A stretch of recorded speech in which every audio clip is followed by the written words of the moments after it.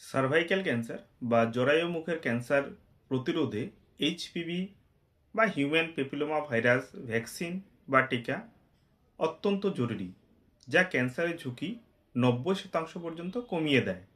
এর পাশাপাশি এটা যৌনাঙ্গে আঁচিলের পরিমাণটা অনেকটা কমিয়ে দেয়। তবে কোন বয়সে দেবেন? এটা সাধারণত থেকে 45 ইয়ার্স এজ গ্রুপ অবধি দেয়া যেতে পারে। তবে ডব্লিউএইচও বা বিশ্ব স্বাস্থ্য সংস্থার পছন্দ অনুযায়ী থেকে 14 বছরের মেয়েদের প্রাথমিক পছন্দ এই টিকা দেওয়ার জন্য। তাহলে ছেলেদের কি দেবেন?